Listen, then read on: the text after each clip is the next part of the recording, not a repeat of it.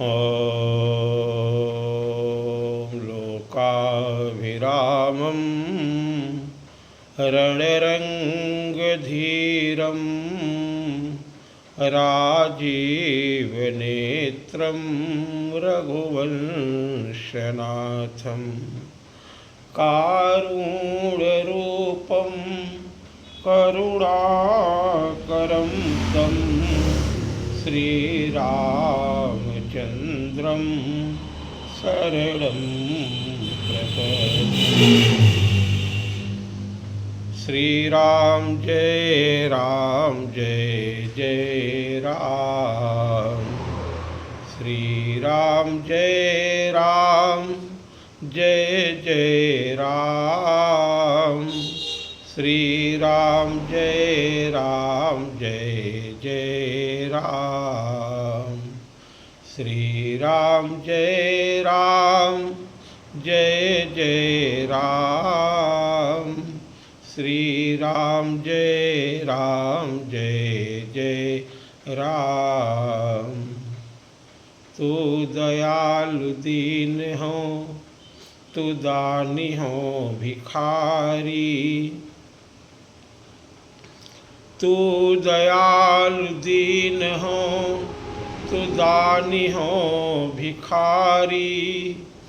हो प्रसिद्ध पात की तू पाप पुंजहारी।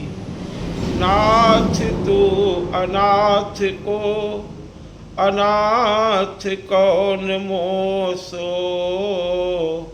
मोह समान आरत हर आरत नहीं तोषो। ब्रह्म तू हो जीव तू हो ठाकुर हो चेरो। तात मात गुरु सखा तू सब विधि हितु मेरो। तो ही मोहि नाते अनेक मानिए जो भावे। ज्यों त्यों तुलसी कृपालु चरण शरण पावे। ज्यों त्यों तुलसी कृपालु चरण शरण पावे। इसलिए नाथ यही प्रार्थना है,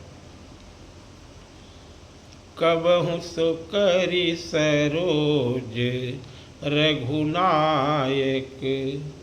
धरी हो नाथ शीस मेरे।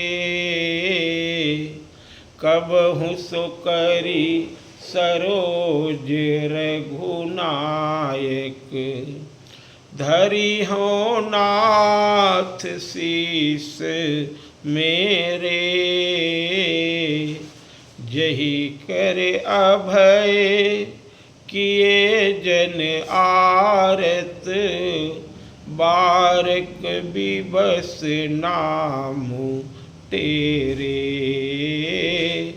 जही कर कमल कठोर शंभुधनु। भंज जनक संशय मेट्यो। यही कर कमल कृपालु गिद्ध कहाँ। पिंड देई निज धाम दियो। आयो शरण सभीत विभीषण। यही कर कमल तिलक कीन्ह्यो। शीतल सुखद छाह जही कर की। मेटति पाप ताप माया। निशिबासर तेहि कर सरोज की। चाहत तुलसीदास छाया। हे नाथ, हे दीनबंधु, हे भक्त वत्सल, हे असरण शरण पतित पावन, अकारण करुणा वरुणालय दशरथ नंदन प्रभु श्री राम, आपके चरणों में कोटि कोटि बार प्रणाम। हे दाता, आपका नाम सकल दैहिक दैविक भौतिक तापों का नाश करने वाला है। संतों ने यही कहा है, गोस्वामी जी महाराज ने जो बताया है, इसी नाम का अवलंबन लेकर के आपकी मंगलमय चरित्रों का गुणगान करने का सत्प्रयास आपकी ही प्रेरणा से किया जा रहा है। पूर्व प्रेरक आप हैं, प्रसाद शंभू का है। भोले बाबा ने जो दिया है वो बांटने का सत्प्रयास कर रहे हैं। प्यारे भक्तों, गोस्वामी जी कहते हैं कि संत, जब तक संतों की कृपा नहीं होती है, भगवान के भक्तों की कृपा नहीं होती है, तब तक भक्ति नहीं प्राप्त होती है। और संतों की कृपा तभी होगी, शुद्ध संत तभी मिलेंगे जब भगवान की कृपा होगी। क्योंकि संत विशुद्ध अब मिलहि परिते ही, बोले चित वही राम कृपा करि देहि। जिस जीव के ऊपर अकारण करुणा वरुणालय कौशल्यानंदन अपनी कृपा दृष्टि डाल देते हैं, उसका बेड़ा पार हो जाता है। उसे किसी न किसी संत से आप मिला देते हैं। संत की कृपा होगी तब भगवान की कृपा होगी, और भगवान की जब कृपा होगी तो संत की कृपा होगी। तो भगवान की कृपा कैसे प्राप्त करें? गोस्वामी जी ने कहा है। पूज्यपाद बाबा तुलसी कहते हैं कि मन क्रम बचन और छाड़ी चतुराई, भजत कृपा करी है रघुराई। मन क्रम बचन, मन से, कर्म से, वचन से चतुराई छोड़ दो। भगवान को चतुराई नहीं, वहाँ चतुराई नहीं चलेगी। संसार में आप चाहे जितने बड़े चतुर बन जाएं, चाहे जितने बड़े सयाने कहलाएं, लेकिन हमारे गुरुदेव महाराज कहते हैं, भजे राम को जो सयाने वही हैं, और भजे राम से जो दीवाने वही हैं। चतुर शिरोमणि तो वो हैं, भजे राम को जो सयाने वही हैं। और बोले भजे राम से जो दीवाने वही हैं।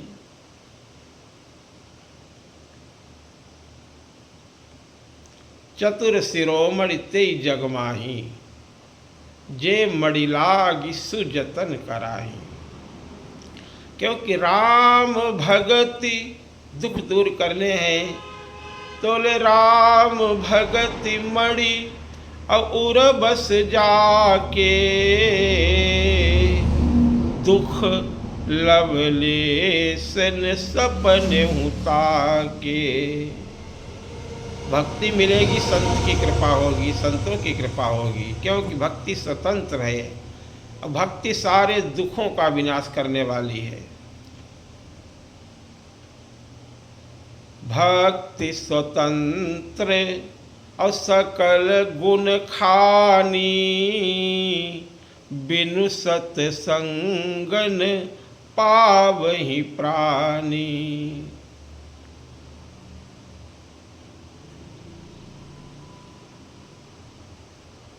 कहाँ तक बताया जाए, प्रसंगानुसार अपने सुंदरकांड में प्रवेश करते हैं।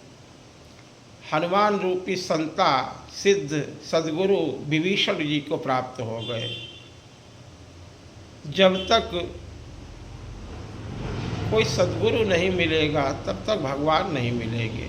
साधन चाहे जितना करे, साधन में कोई कमी नहीं है विभीषण के।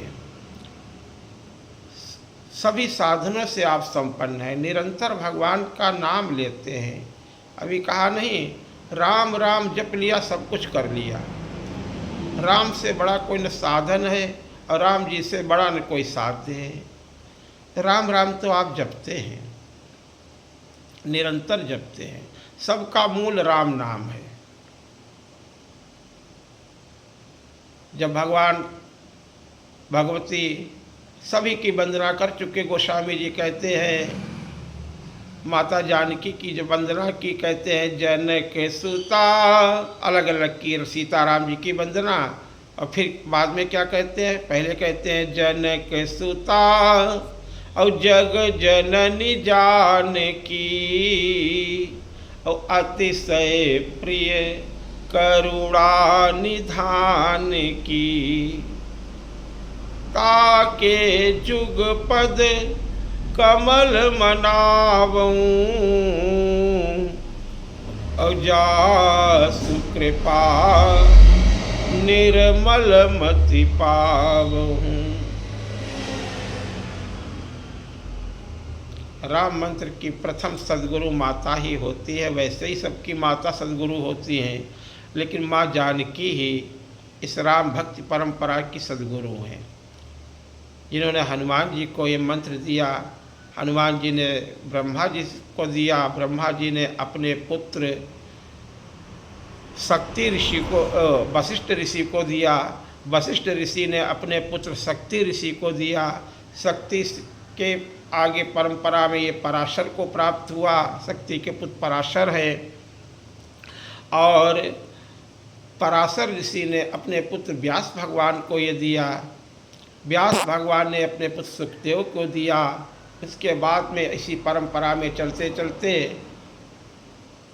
स्वामी भगवान श्री राम के ही साक्षात अवतार सद्गुरु जगतगुरु स्वामी श्री राम रामानंदाचार्य जी महाराज के द्वारा अपने 12 शिष्यों को प्रदान किया गया।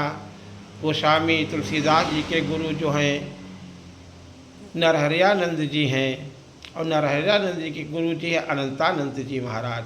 उन्हीं के शिष्य हैं अग्रदास जी महाराज, अग्रदेवाचार्य जी महाराज, कीलदास जी महाराज। वो परंपरा जिन्होंने अग्रदास जी महाराज के परम प्रिय शिष्य हुए नाभादास जी महाराज। बचपन का नाम उनका नारायण था। दोनों आँखें बिल्कुल नाम मात्र तक भी चिन्ह तक नहीं थे, लेकिन दोनों महापुरुषों को, सिद्ध संतों को वो रास्ते में मिल गए। छोटा सा बालक, उस समय उनकी अवस्था बहुत छोटी अवस्था थी, लगभग 5 वर्ष की, और रोता बिलखता हुआ बेचारा असहाय बालक घूम रहा है। संतों की कृपा कैसे होती है। केलदास जी महाराज ने, महाराज अग्रदास जी महाराज ने देखा, दया आ गई। बोले बेटा कौन हो तुम? बोले पता नहीं, आप जाने। बोले कहाँ जाओगे? बोले जहाँ आप ले चले। वो भगवान की कृपा होनी थी। बोले क्या चाहते हैं? बोले जो आप प्रदान कर दें, हमें तो आप मिल गए हैं, हमारा कोई नहीं है। पता नहीं कैसे सद्गुरुओं की कृपा हो जाती है। कीलदास जी महाराज ने कहा अग्रदास जी महाराज से कि आप इसे अपना शिष्य बना लें। दोनों सिद्ध हैं, लेकिन अग्रदेवाचार्य जी महाराज, स्वामी श्री सद्गुरु अग्रदेवाचार्य जी महाराज ने उन्हें अपना शिष्य बना लिया। उस अनाथ बालक पर कृपा कर दी और उसे राम मंत्र की दीक्षा प्रदान कर दी। अब तो दोनों सद्गुरु की कृपा प्राप्त हो गई। दोनों सब महापुरुष भ्रमण करते रहे, फिर वो अलग अलग, लेकिन अग्रदेवाचार्य जी महाराज के साथ में रह कर के नारायण नाम उनका रखा। आगे चल कर के धीरे धीरे वो परम सद्गुरु संत हैं, तो अपनी मानसिक अवस्था में पूजा किया करते हैं। उनकी कई अलौकिक घटनाएं संतों के बीच में प्रचारित है, उनकी सत्कथाएं प्रचारित हैं। कहते हैं एक बार आप मानसिक पूजा कर रहे थे अग्रदेवाचार्य जी महाराज, और उसी समय उन्होंने माला पहनाने के लिए प्रभु श्री राम को बार बार प्रयास करते हैं, लेकिन माला नहीं पहना पा रहे हैं। तो उनका शिष्य नारायण जो है वो भी भगवत कृपा से और सद्गुरु की कृपा से सिद्ध हो चुके हैं, वो भी सब जान रहे हैं। उन्होंने ध्यानावस्था में ही गुरु जी से कहा कि गुरुदेव ऐसा करो, पहले ये मुकुट क्या जो है सिरा ये ऊपर ऊंचा उठा हुआ इसलिए माला पहनाते हुए नहीं बन रहा है, आप ऐसा करो पहले मुकुट उतार लीजिए, माला पहना दीजिए और फिर बाद में मुकुट लगा दीजिए। तो अग्रदेवाचार्य जी महाराज सदगुरु बड़े प्रसन्न हो गए। उन्होंने कहा अरे तूने तो हमारे हृदय की बात जान ली, नाभि की बात जान ली, हमारे अंदर की बात जान ली। तो उस दिन से उनका नाम नाभादास रख दिया। आज से तेरा नाम नाभादास तुम्हें कहेंगे सभी लोग। भक्तमाल की मंगलमय रचना करने वाले आप हैं। स्वामी अग्रदेवाचार्य जी महाराज ने कहा कि देखो श्री रामचरित्र का वर्णन गोस्वामी जी कर चुके हैं। 100 साल पहले ही वो रामचरितमानस की रचना हो चुकी थी, लेकिन गोस्वामी जी की आयु बहुत बड़ी है। वृद्धावस्था में उनको ही उनकी उत्पत्ति जब हुई, नाभादास जी महाराज ने जब इसकी रचना कर दी, भक्तमाल की सभी भक्तों के सतयुग से लेकर कलयुग तक के भक्तों की रचनाएं हैं, संतों के द्वारा बहुत मंगल गान किया जाता है। तो कहने का तात्पर्य तो उसका जो सुमेरु है, संत शिरोमणि की उपाधि गोस्वामी तुलसीदास जी को ही प्राप्त हुई। आप वृंदावन में विशाल संतों का भंडारा कर रहे थे और परीक्षार्थ खोज रहे थे कि कौन सुमेरु बनाया जाए। तो ऐसी दीनता किसमें होगी। भंडारा चल रहा है और जहाँ जूते चप्पलें जहाँ खड़ा उतारी जाते हैं वहाँ गोस्वामी जाकर के बैठ गए गोस्वामी जी, और खीर परोसी जा रही थी, वो महाप्रसाद परोसा जा रहा था। और परोसने वाले जो जिमाने वाले हैं जो प्रसाद बांट रहे थे वो लेकर के आए। तो उन्होंने कहा पात्र लाओ आपको भी प्रसाद दें। तो उन्होंने एक भक्त की जूती उठाई, पहुनई उठाई और कहा भैया इसी में डाल दो। उन्होंने कहा बड़े आप कैसे महात्मा हैं, अरे कहीं इसमें कहीं प्रसाद खाने वाली ये जूतियों में प्रसाद आप खाएंगे। कहते हैं गोस्वामी जी के मुँह से उसी समय ये मंगलमय दोहा निकला, तुलसी जिनके मुखन से और धोखे से भी। ये राम नाम की रोम रोम में गोस्वामी तुलसीदास जी महाराज के राम राम भरा हुआ है। सब कुछ राममय ही वो मानते हैं।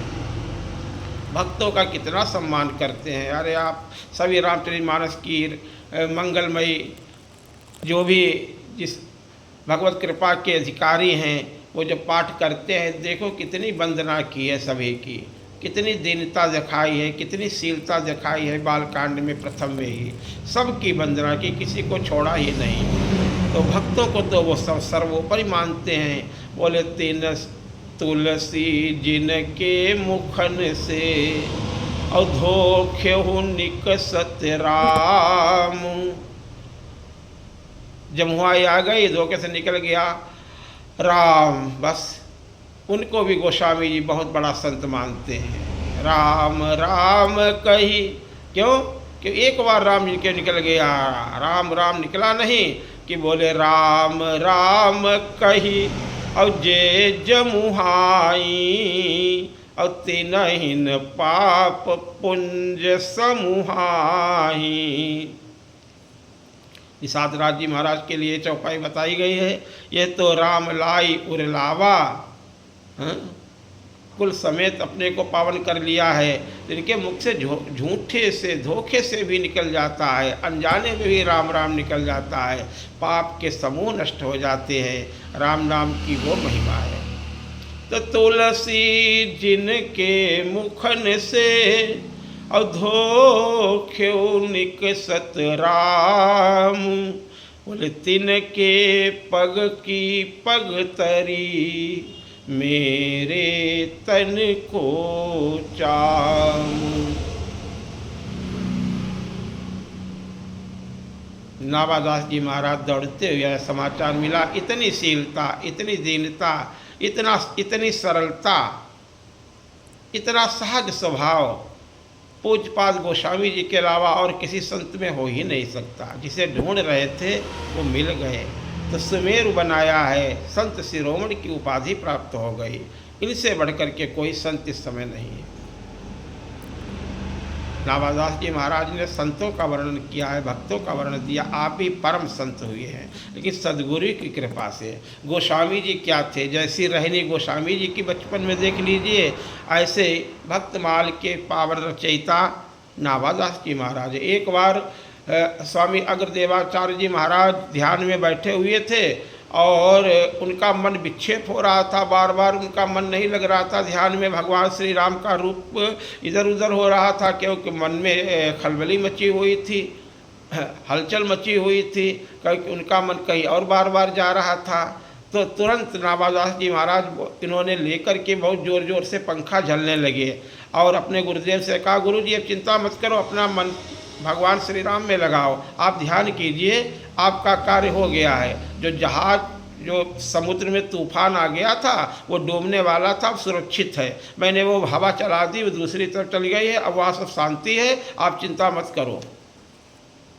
भाव यही है, कहने का तात्पर्य राम, राम शब्द का उच्चारण एक बार भी जिसने कर लिया, तुलसी जिनके मुखन से धोख्यऊ निकसत राम, तिनके, तब ये बात कही गोस्वामी जी ने, तिनके पग की पग तरी, उनकी खड़ाऊँ भी जो है मेरे शरीर के चमड़े की बना दी जाए, उनके पाँव की खड़ाऊँ, उनकी वो जो जूतियाँ हैं वो पहने, मैं तो अपना चमड़ा भी देने को। तिनके पग की पग तरी, बोले हमारे, हम तो यही चाहते, हमारी यही कामना है, बोले मेरे तन को चाम। एक बार ये बहुत बड़े सेठ जी थे, बहुत धनवान व्यक्ति थे, स्वामी राजेंद्र दास जी महाराज इस समय जो मलुक पीठाधीश्वर है वृंदावन में, लाखों की संख्या में आपने गौशालाएँ जगह जगह स्थापित कर रखी हैं। आप इस समय जल्दी रैवासा धाम के भी दीन ने अभी तक प्रत्यक्ष दर्शन तो नहीं किए, लेकिन आप सभी तो देखते रहते होंगे, भक्त लोग अधिकतर कितनी सुंदर सुंदर कथाएं कहते हैं, इतनी सुंदर कथाएं भक्तों की, भक्तमाल की, सभी पुराणों की। क्यों? क्योंकि सद्गुरु की कृपा है, संतों की कृपा है। संतों की कथाएं कहते हैं, राम कथा कहते हैं, कृष्ण कथा कहते हैं, शिव कथा कहते हैं, सभी भक्तों की कथाएं कहते हैं। भंडार भरा हुआ है आपके हृदय में संतों की कृपा से, संतों की कृपा हो जाती है। वर्तमान समय में भी ऐसे ऐसे संत हैं, उनको कोट कोट बार प्रणाम करते हैं, ऐसे भक्तों को, ऐसे संतों को। कहने का तात्पर्य वो जिस पीठ पे विराजमान हैं वो सदगुरुदेव मलुक दास जी महाराज भी पहले कहीं न कहीं से तो मोड़ मिलती है, ऐसा कहा जाता है। यथावत संतों से जो सुना है आप सबको सुना रहे हैं, इधर उधर कोई बात हो जाए तो हम संतों से करबद्ध प्रार्थना करते हैं। जो बालक कह तो तरी बाता, बोले सुनहि मुदित मन पितु अरु माता। और संतों की बातें सुनाए हुए उन्हीं की जूठन का आशीर्वाद हम भी प्राप्त करते हैं और भक्तों को भी बांटते हैं। संतों की जूठन प्राप्त हो जाए, कल्याण हो जाएगा। नारद जी को संतों की जूठन पूर्व जन्म में प्राप्त हो गई थी, कहाँ तक कहाँ पहुँच गए। उनकी माता दासी थी, श्रीमद् भागवत महापुराण में देखिए महात्म्य में, सेवा करती रही चातुर्मास में संतों की, और वहाँ वो छोटा सा बालक भी जूठन प्राप्त करता रहा। धीरे धीरे उसके अंदर भक्ति का बीज पड़ गया। जब संत जाने लगे तो बालक कहता है हम भी साथ में चलेंगे, हम भी आपके साथ में चलेंगे, हमें भी ले चलो। तो संतों ने समझाया, अरे संत लोग कहते संतों का साथ करोगे तो वो बाबा बना देंगे। संत बाबा नहीं बनाते हैं, संत तो कर्तव्य की शिक्षा देते हैं। बेटा तुम्हारा कर्तव्य है, जब तक तुम्हारी माता जीवित है तब तक तुम घर बार नहीं छोड़ना, ये तुम्हारा ऋण है, माता से बढ़कर के कोई नहीं होता है। उन सद्गुरुओं ने समझाया, संतों ने समझाया, इनकी सेवा करो और फिर तुम्हारी जो इच्छा हो तो भगवत मार्ग पे तुम चलना और भगवान का भजन करना। आगे चल कर के धीरे धीरे जब माता काल कल्पित हो गई तो आप निरंतर भगवान का भजन करते रहे। संतों ने उनको दीक्षा दे दी थी एक सदगुरु ने, और ये धीरे धीरे उनका मन बड़ा पवित्र हो गया, लेकिन दर्शन नहीं हुए थे। एक दिन एक बटवृक्ष के नीचे आसन लगाए बैठे हुए थे तो एक प्रकाश पुंज प्रकट हुआ। पूर्ण दर्शन तो उनको नहीं प्राप्त हुए, लेकिन उस बालक जो संतों की कृपा का पात्र हो चुका था, उन्हें आकाशवाणी सुनाई पड़ी कि देखो, इस जन्म में तुम हमारे दर्शन प्राप्त करने के अधिकारी नहीं बन पाए हो, लेकिन तुम्हारा साधन पक गया है। अब अगले जन्म में जब कल्प के शुरुआत में जब ब्रह्मा जी जो है सृष्टि उत्पत्ति करेंगे तो जो कहाँ से कहाँ जीवात्मा पहुँच जाता है, तब तुम ब्रह्मा जी के पुत्र बनोगे और तुम हमारे परम भागवत बनोगे, परम भक्त बनोगे, हमारे बड़े प्रिय बनोगे। वो जीव कहाँ से कहाँ पहुँच गया और वो देव ऋषि नारद जी के रूप में विख्यात हो गए। स्वयं श्रीमुख से भगवान कृष्णद्वैपायन अर्थात वेदव्यास जी महाराज को अपनी आत्मकथा सुनाते हैं नारद जी महाराज। कागभूषुंडी जी को देख लीजिए, एक संत की, एक विप्र की कृपा हो गई। यद्यपि आपने उनके साथ में बड़ा दुर्व्यवहार किया सदगुरु के साथ में, लेकिन जो संबंध बना लेते संत, जिसे पकड़ते एक बार पकड़ लेते हैं फिर उसे छोड़ते नहीं हैं, फिर उसका कल्याण करके ही मानते हैं। अब शिष्य चाहे जितनी ऊटपटांग हरकतें करे, लेकिन उसे प्रसन्न करने के लिए आजकल के हम उस विषय में बोलने के अधिकारी तो नहीं हैं, लेकिन बड़े बड़े धनाढ्य सेठ साहूकारों को चेला बना लेते हैं और उसके बाद में वो समझते हैं कि ये बाबा जी तो जो है बन जाते हैं, वो तो कृपा कर देते हैं, लेकिन वो समझते हैं कि हमने इनकी महिमा बढ़ा दी है। अब वो उल्टा हुक्म चलाने रखते हैं गुरु जी के ऊपर।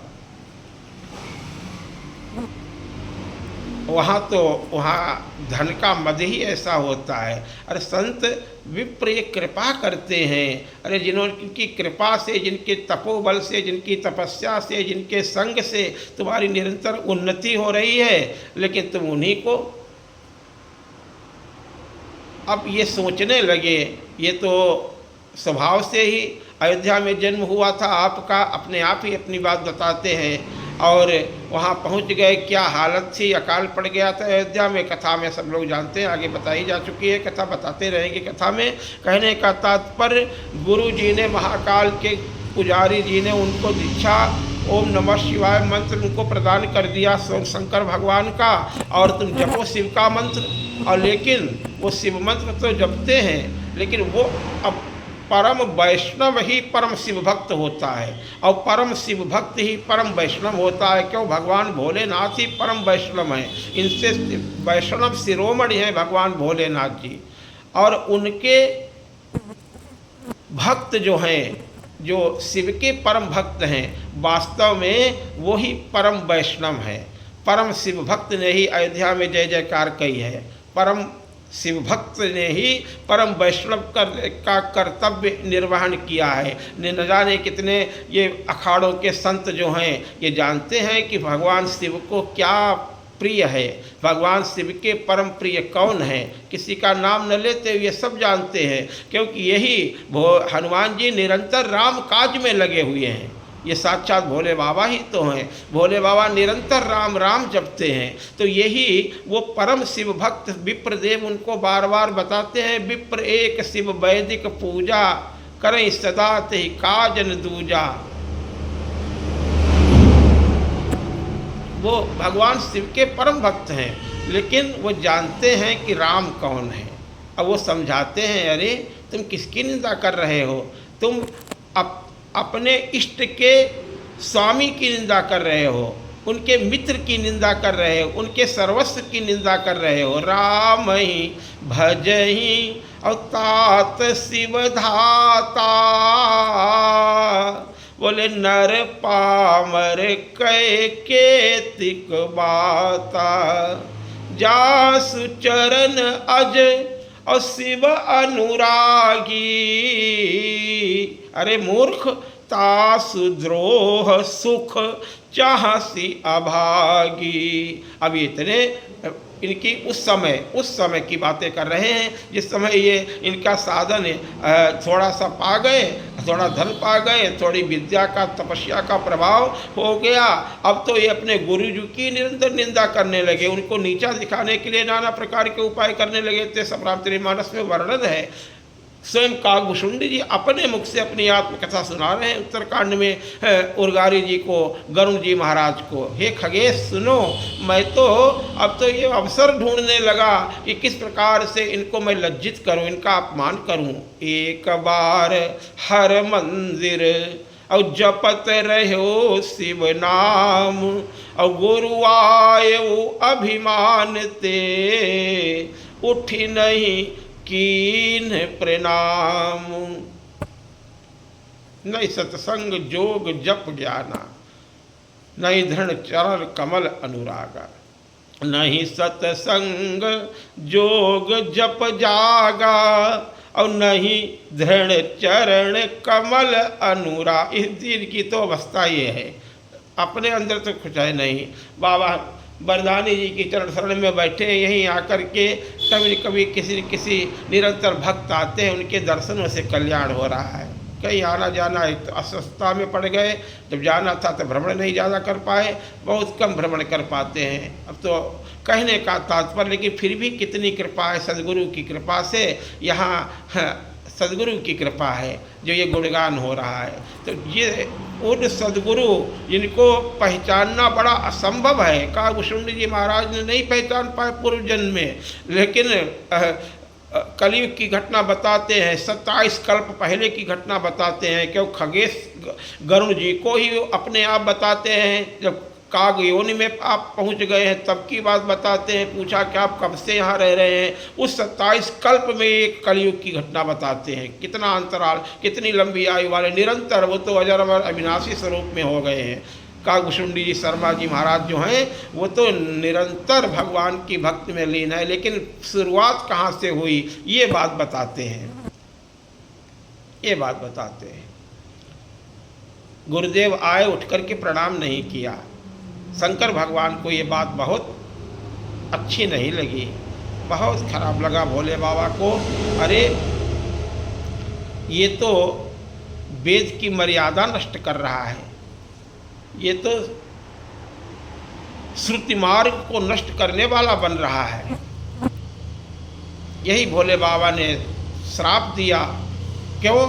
बोले जो आकाशवाणी हुई, अरे दुष्ट, जो नहीं दंड और करऊँ खल तोरा, और भ्रष्ट हो श्रुति मार्ग मोरा।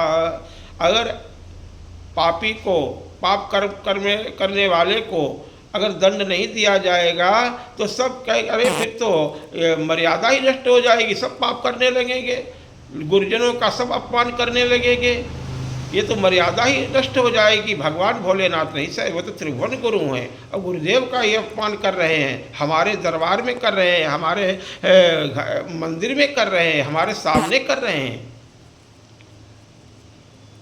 साफ दे दिया, जाओ अजगर की तरह बैठे हो, अजगर हो जाओ, 1000 योनियों में भटकोगे, त्रिजग जो निपुण धरई शरीरा। बैठ रहसी अजगरी पापी, सर्व होई खलमल मति व्यापी, महाबिटप कोठर महुजाई, रहु अधमाधम अधगति पाई। त्रिजग जो निपुण धरई शरीरा, अयुत जन्म भरी पावहि पीरा। सब दे दिया, जाओ नाना प्रकार के कीट पतंगा बनो जा करके, सर्प बनो जा करके, और वहाँ अपने पापों का फल भोगो। भगवान भोले बाबा को बड़ा क्रोध आ गया। बड़े भोले हैं लेकिन भाले भी तो हैं, दुष्टों के लिए भाला बन जाते हैं। वो भोले और भाले भी हैं। भोले बाबा का ये देखिए, सब हमारे सनातन में मर्यादाएं बताई गई हैं, उनका पालन नहीं करोगे अगर, तो इसी तरह से दंड देने में भी पीछे नहीं है, तुरंत दंड देते हैं। लेकिन यहाँ पे विशेष बात क्या है, इतना शिष्य जो है सब कुछ अवहेलना करता है, गुरु की अपमान करता है, लेकिन गुरु की सम्यक बुद्धि देखिए, समबुद्धि देखिए। हाहाकार की न गुरु। अरे किसी बच्चे माँ चाहे जितना माता पिता इतने दयालु होते हैं और बच्चे गड़बड़ करते ही रहते हैं, अपमान करते रहते हैं, लेकिन वो मंगल कामना ही करते हैं। सद्गुरु हैं वो, सद्गुरु के समान करुणाशील कोई हो ही नहीं सकता है, कोई नहीं हो सकता है। संत के समान कौन दया से उत्प्रोत हो सकता है। ये प्रत्यक्ष उदाहरण, ये प्रत्यक्ष प्रमाण दे रहा है कागभूषुंडी जी महाराज। दर्द किसको दिया जा रहा है? साफ किसको दिया जा रहा है? अपराध करने वाले को। लेकिन दर्द किसे हो रहा है? हाहाकार कीन गुरु और दारुण सुनि शिव साप। कागभूषुंडी जी कहते हैं मैं तो थरथर थरथर काँप रहा था, मेरे मुख से आवाज़ नहीं निकल रही थी, लेकिन हा और गुरु जी हाहाकार करने लगे। हा ये क्या हो गया, ये क्या कर दिया आपने प्रभु? हाहाकार कीन गुरु और दारुण सुनि शिव साप।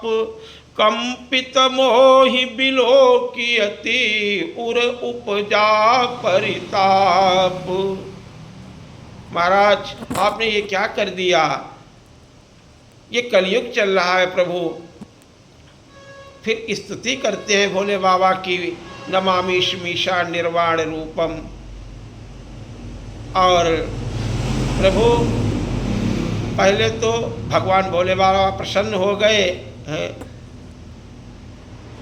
और कहा कि वरदान मांगो। कहा पहले तो आप मुझे अपनी भक्ति प्रदान करो प्रभु, अब ऐसा अवसर बार बार नहीं मिलेगा। भक्ति और फिर पुण्य दूसर बर देव।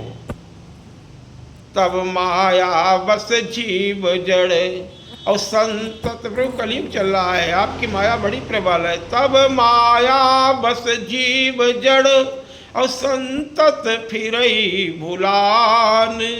तेहि पर क्रोध न करिय प्रभु। आप इस पे क्रोध मत कीजिए, इस पे दया कीजिए। भगवान भोले बाबा कहते हैं कि अपराध तो तुमने बहुत बड़ा किया है, लेकिन अब क्या करें? गुरुदेव ढाल बनकर के खड़े हो गए हैं। यद्यपि कीन ते दारुण पापा मैं पुण्य दीन कोप करि सापा। लेकिन विप्रदेव तदपि तुम्हारी साधुता देखी और करी हूँ। अब ये सद्गुरु की कृपा है ना, संत की कृपा है। चाहे जैसा है, जीव को अपना लिया तो कल्याण हो ही जाता है, सद्गुरु मिल जाए। तदपि तुम्हारी साधुता देखी और करी हम यही पर कृपा विसेखी।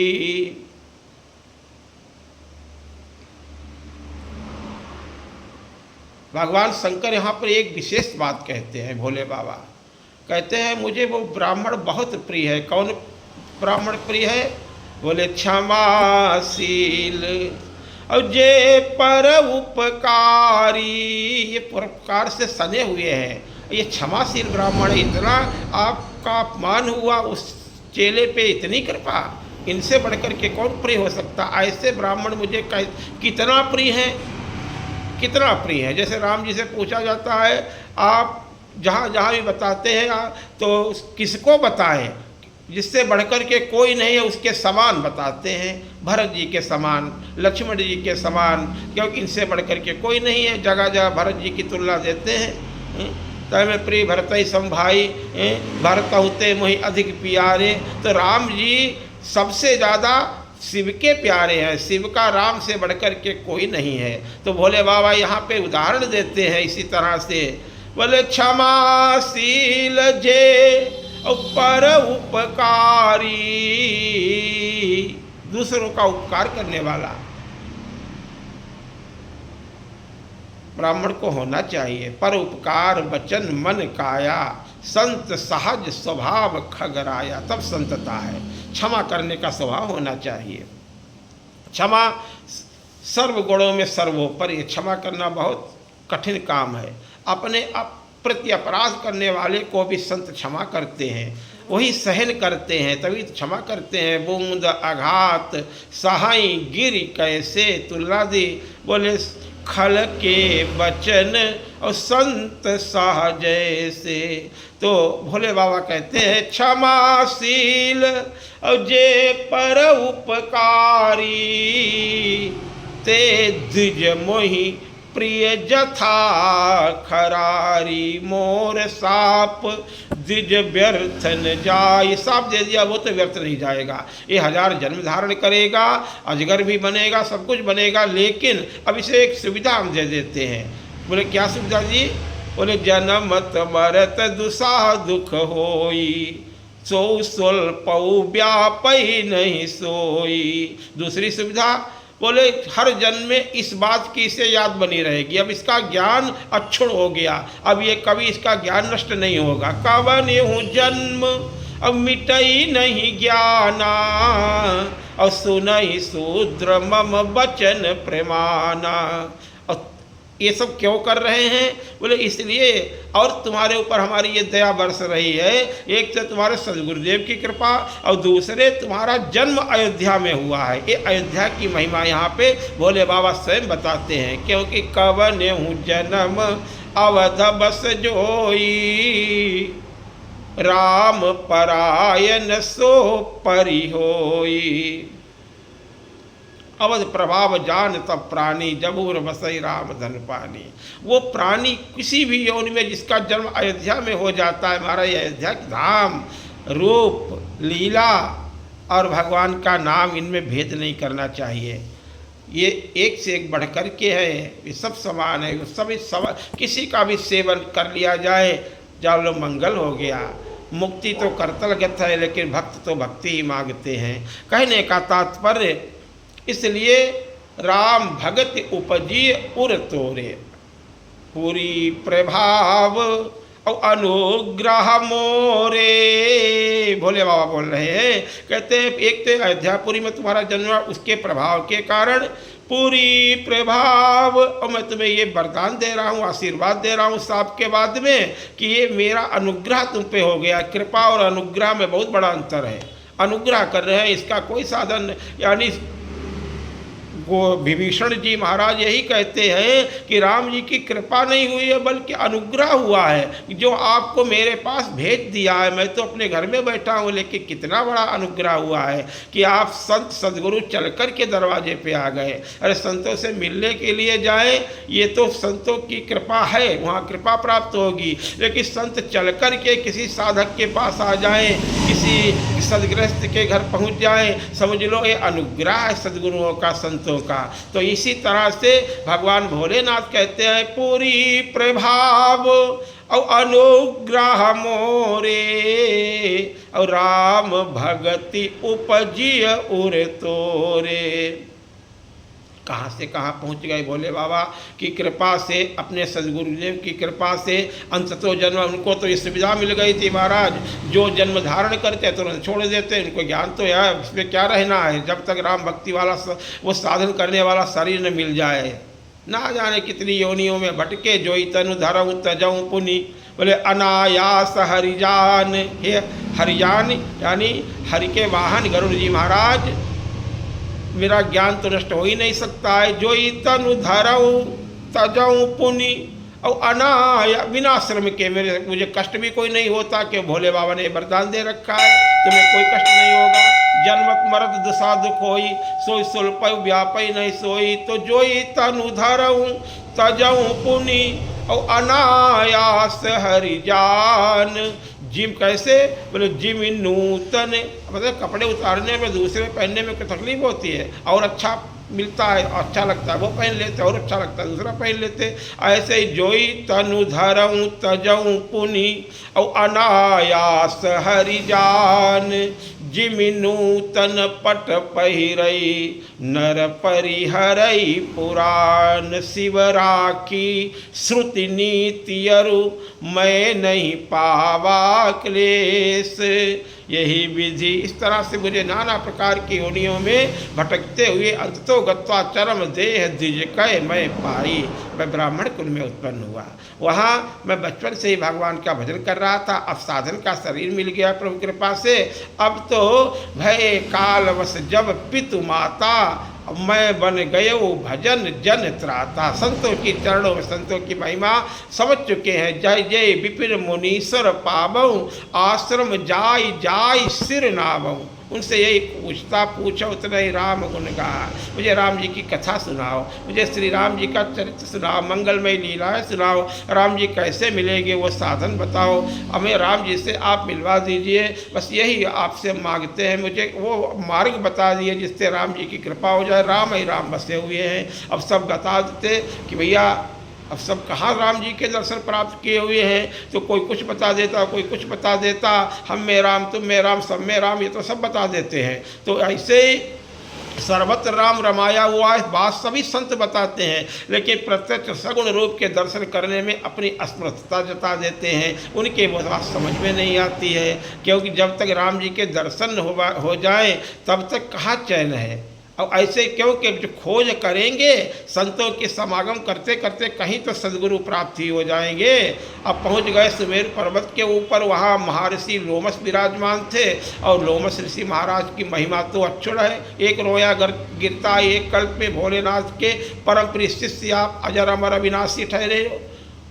भगवान भोलेनाथ ने वरदान दे रखा है कि आपका एक कल्प में 14 मनवंतर में 1000 चतुर्युगी बीतती हैं, तब एक कल्प होता है। ब्रह्मा जी का एक दिन होता है, उसके बाद प्रलय होती है, फिर सोते रहते हैं ब्रह्मा जी और फिर सृष्टि उत्पन्न होती है।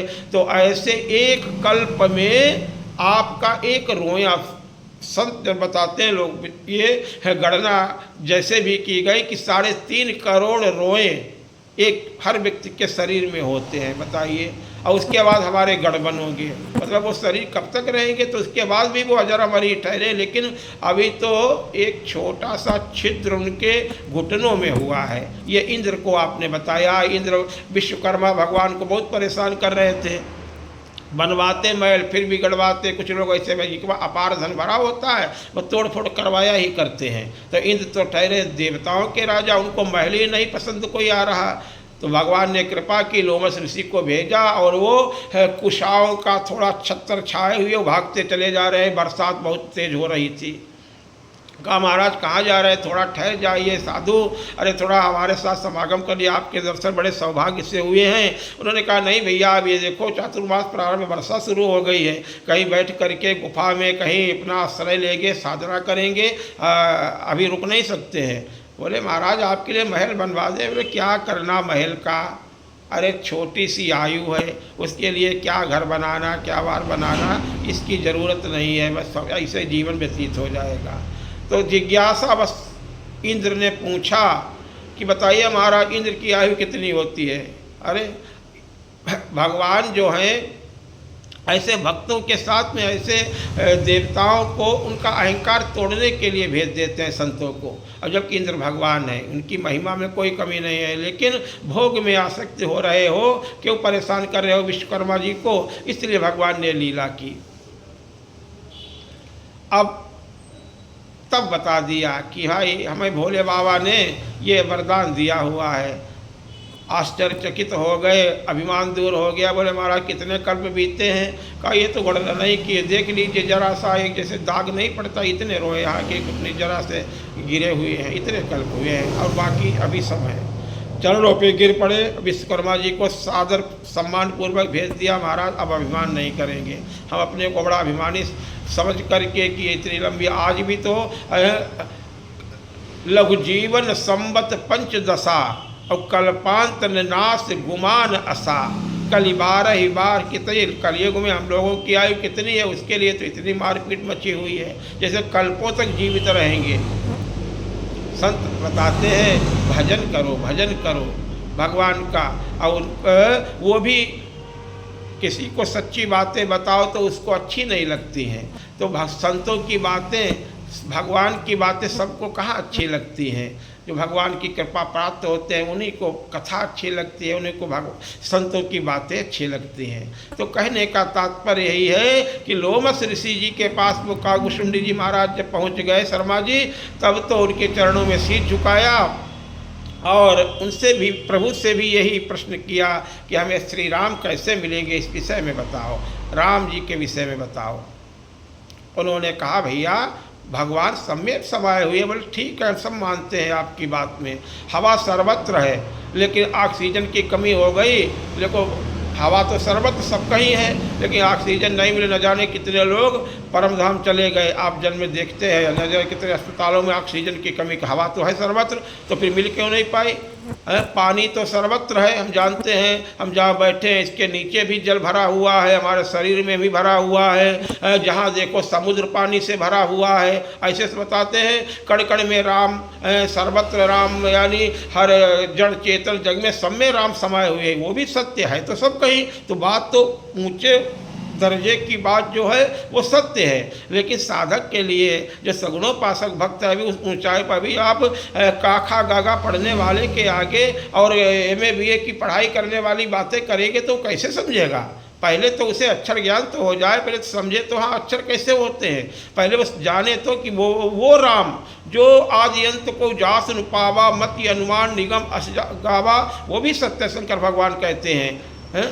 सब कुछ सत्य है, उसमें कोई दो राय नहीं है। लेकिन इस समय तो जो प्यास से तड़प रहा है, जो मृत्यु के करीब जा रहा है, उसे पानी की महिमा बता रहे हैं कि गंगा जल में, सरयू जल में, गंगा चाहे यमुना चाहे गोदावरी, सरस्वती, सभी नदियों के नाम बता दे। सब में जल भरा हुआ है, पृथ्वी के अंदर जल भरा हुआ है, तुम्हारे शरीर में जल भरा हुआ है, और जहाँ खोदो वहीं जल भरा हुआ है, तो तब तक तो मर जाएगा। उसको तो प्यास लगी है, उसे एक गिलास, इतना से बताने की जरूरत नहीं पड़ेगी, बस उसे एक गिलास जल दे दो, पानी दे दो, उसकी प्यास बुझ जाए, फिर वो तुम्हारी सभी बातें मान लेगा। पहले पानी तो दो, पानी को हमें इस समय प्यास लगी है। तो ऐसे जिन्हें दर्शनों की प्यास, लोचन चातक और जिन करी राख, ये सगुणोपासक भक्ति है महाराज। हमें दशरथ नंदन प्रभु श्री राम के दर्शन करा दो, हमें और कुछ नहीं सुनना है। हम जानते हैं, आप कुछ भी कहें, मैं तो ताही तो ही नहीं भेदा, ये लोमस ऋषि कहते हैं, समझाते फिर उसी पे आ जाते। अब ये कहते हैं ये कैसे हो सकता है? अरे हम और ईश्वर बराबर कैसे हो सकते हैं? हम बूंद हैं और सागर कैसे हो सकते हैं? सागर है तो सागर से ही बूंदें निकलेगी, तो बूंद हैं, हम बूंद हैं, बूंदे अनंत हैं, सागर एक है। तो ऐसे परमात्मा एक है, ऐसे जीवात्माएं अनेक हैं। अगर हम परमात्मा बराबर है तो जो हम चाहते हैं वो हमें अपनी इच्छा से मिलता क्यों नहीं? जो हम सोचते हैं वो तो होता नहीं, और जो वो चाहता वही होता है। तो ईश्वर की तुलना हम कैसे कर सकते हैं? नहीं प्रभु, हम नहीं ये मान सकते हैं। जीव अनेक, एक अविनाशी है। बहुत सी बातें वहाँ पे हुई। कहने का तात्पर्य, वो कहते हैं कि आप हमें राम जी के दर्शन करा दो। जो सबके रहा ज्ञान एक रस, ईश्वर जीवै भेद कहु कस, माया बस जीव अभिमानी, ईश बस माया गुण खानी, परवश जीव, कागुष्णी जी के वचन, स्वस भगवंता, जीव अनेक एक श्रीकंता। ये सब जो है प्रभु, ये तो प्रत्यक्ष देखने में जो आ रहा है उसे देखेंगे क्या करें? पहले हमें राम जी के दर्शन करा दो, फिर हम आपकी बात मान लेंगे। हम में तुम्हें कोई भेद नहीं है, ये लोमस सदगुरुदेव कह रहे हैं। अब ये कहते हैं भेद क्यों नहीं है? आप बहुत उच्च कोट के महात्मा हैं, हम तो साधारण हैं, आपसे बहुत बड़े हैं। भेद तो है ही, अलग अलग, सबके अलग अलग स्वभाव देखे जा रहे हैं, भेद नहीं। जिह्वा हमारी मानते हैं, हमें दांत हमारे हम मानते हैं, ये सत्य बात, शरीर इसको मानते हैं। और जिह्वा दांतों के नीचे आ जाए अगर, तो बताइए क्या करेंगे? जिह्वा बेचारे कट जाएगी, दांत काट देते हैं, लेकिन फिर भी क्यों, जिह्वा भी हमारी, दांत भी हमारी, हम अपने मुंह पे मुक्का नहीं मारेंगे, दांत अपने आप नहीं तोड़ेंगे। और जिह्वा कितनी बेचारी सहज होती है, और फिर भी वो दांतों में कोई कष्ट होता है, जगह जगह से उसे चाटती है, उसे जो भी तिनका लगा होता है उसे निकालती है, कुछ खरपतवार भरा होता है, जूठन भरी होती है, उसे साफ करती रहती है। जिह्वा का अपना स्वभाव है, और कठोरता दांतों का अपना स्वभाव है तो अलग अलग, लेकिन हम उन्हें मानते हैं। लेकिन अन्य जगह अगर कोई कुछ कहे तो उसके साथ वैसा व्यवहार नहीं कर पाते हैं।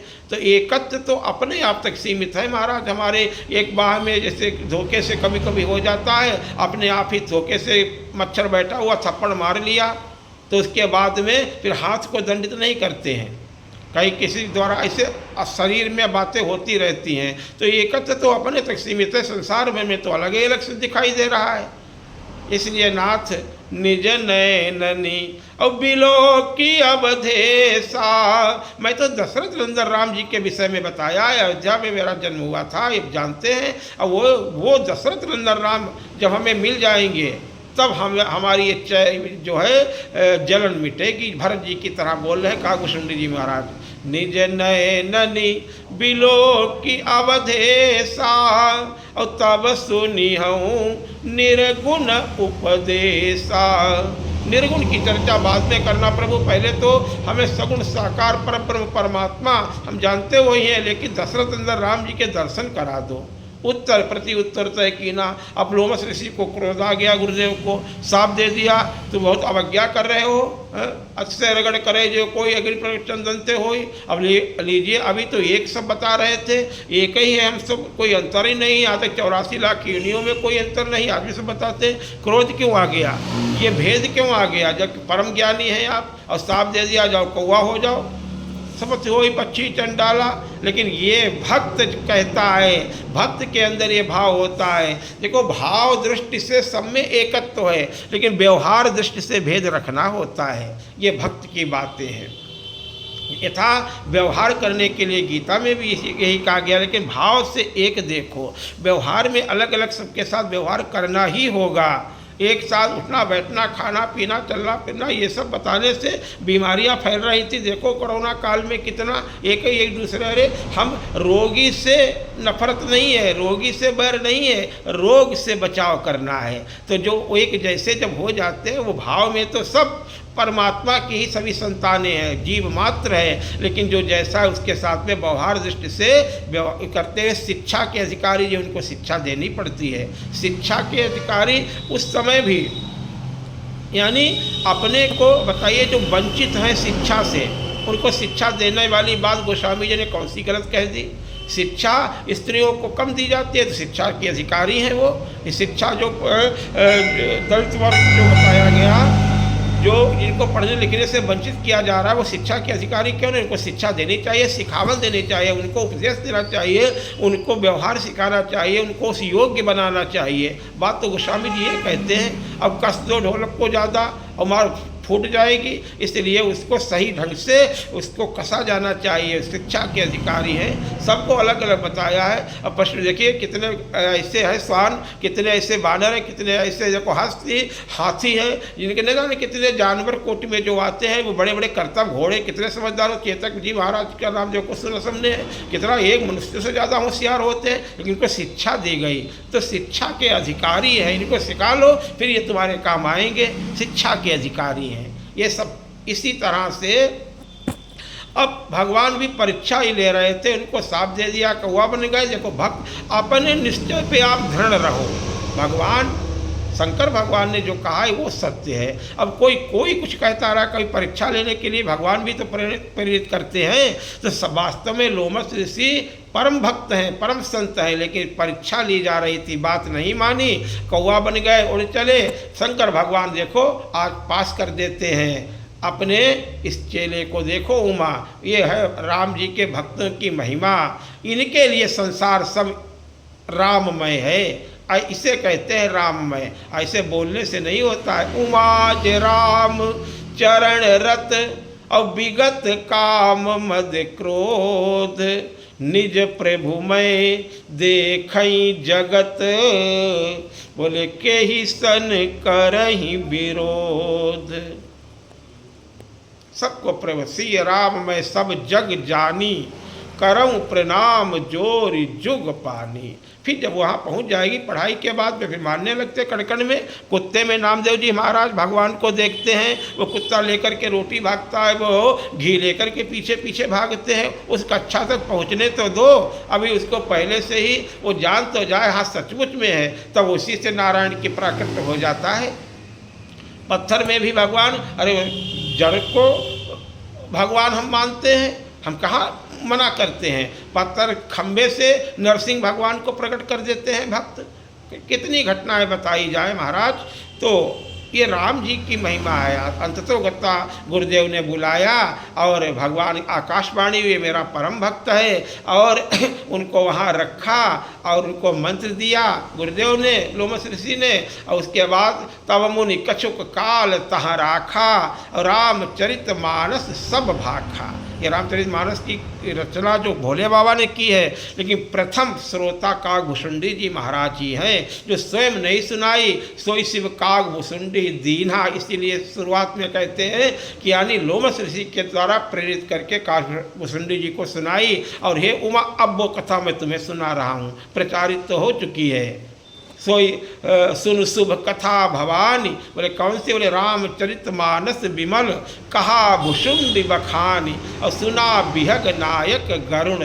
बीच में गरुण जी का और काग भुसुंडी जी का नाम लेते रहे भोले बाबा। तभी तो बाद में पूछती है मैया कि ये गरुण जी ये महाज्ञानी होते मोह को कैसे प्राप्त हो गए, और काग भुसुंडी जी ने काग जीवन में भक्ति कैसे, राम जी के परम भक्त कैसे हो गए। तब ये सब कथा काग भुसुंडी जी अपने आप सुनाते हैं। और फिर तो राम जी के परम भक्त हो गए। जब जब अवधपुरी में भगवान का जन्म होता है, मैं जाता हूँ, 5 वर्ष तक वहाँ रहता हूँ, लीलाएं सब अपनी बताते हैं। तो ये किसका प्रभाव? ये संतों का प्रभाव है, ये राम नाम की महिमा का प्रभाव है।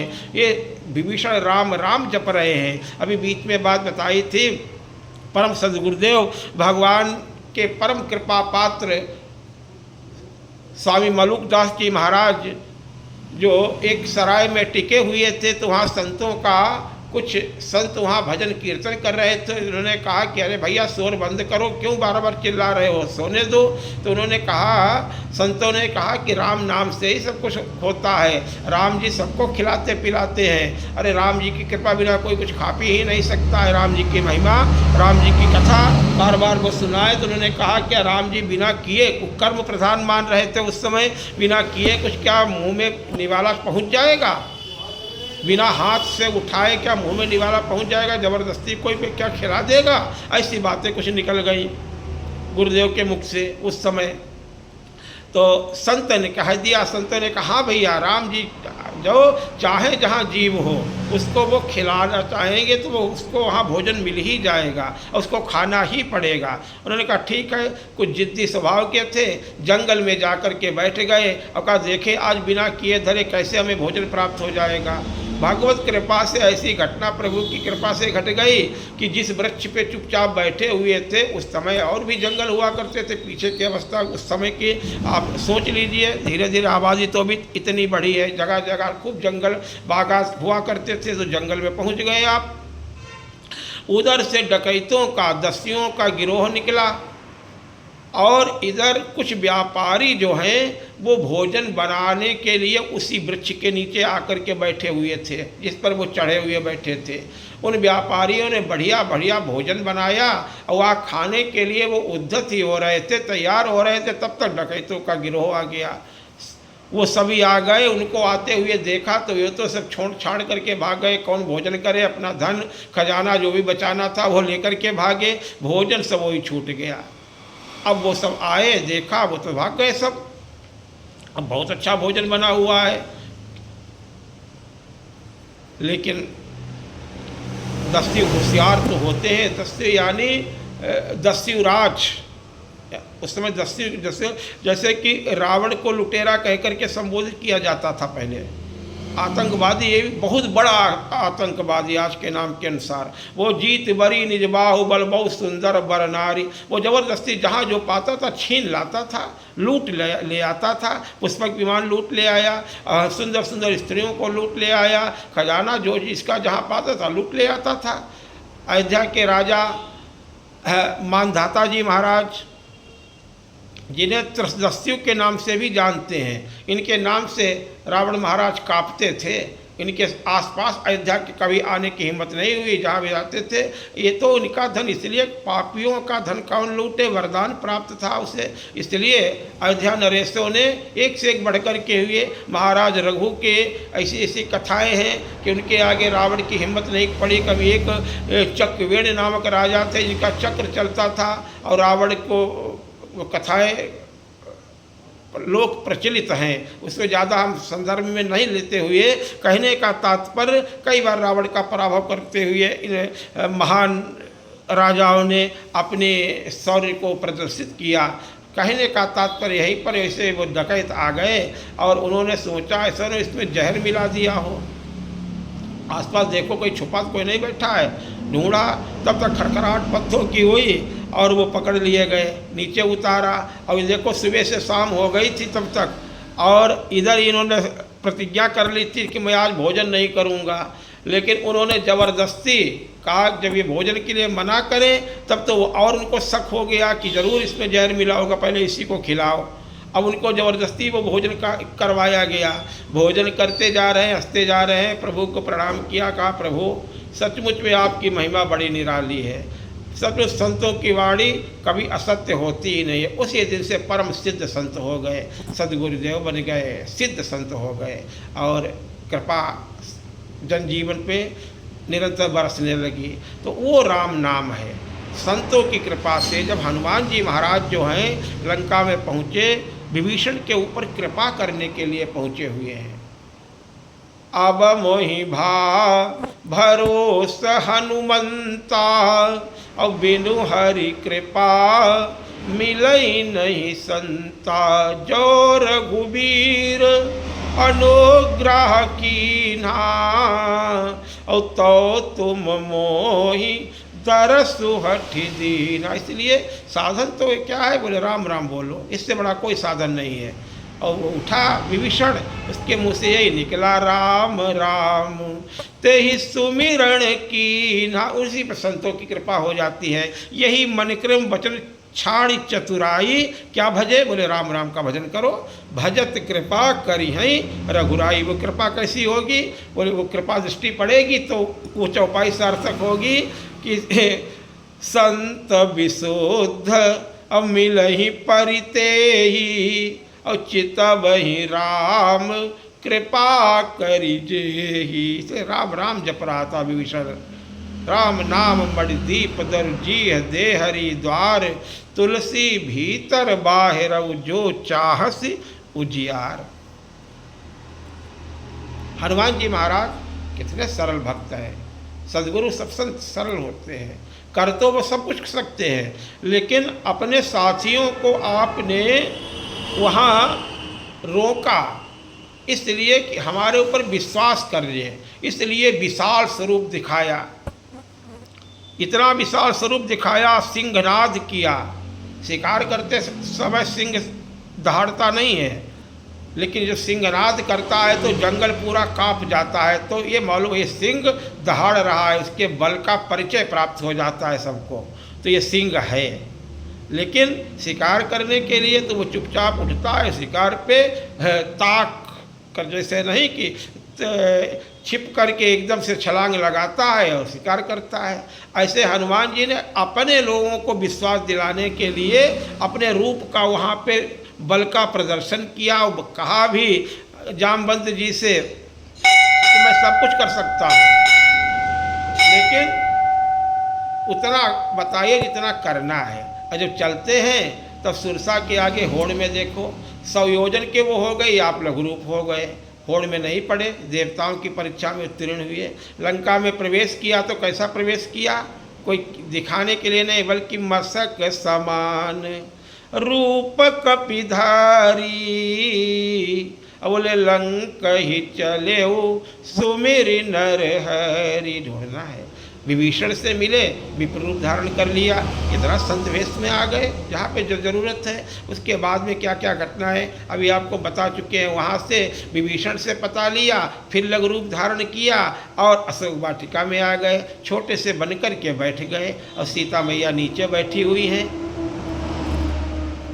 यहाँ तक की कथा आपको सुनाई, वहीं तक फिर आप आए हैं कि ज़्यादा विस्तार नहीं करना है, आगे चर्चा मंगल में फिर होगी। बस संतों की कृपा, आज महात्म क्या, संत मिलेंगे, सद्गुरु मिलेंगे, तब भगवान की कृपा प्राप्त होगी। और भगवान की कृपा जब तक आप प्राप्त करना चाहते हैं तो इसके लिए कर्म भी शुद्ध होना चाहिए। पूर्ण पुंज बिन मिले न संता, तो संता तब मिलेंगे, पुण्य का पुंज होगा जब निर्मल मन से भजन भगवान का होगा और भगवत कृपा फिर हो जाएगी। संत मिल जाएंगे, एक दूसरे पूरक हैं, भक्ति मणि मिल जाएगी, और कथा में ही सब कुछ भरा हुआ है। मुनि दुर्लभ हरि भगत, ये सब बातें कथा में प्राप्त होंगी।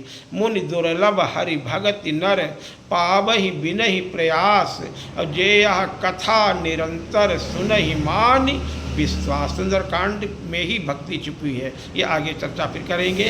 दो बार प्रभु का नाम बोले, बोलो श्री राम जय राम जय जय राम।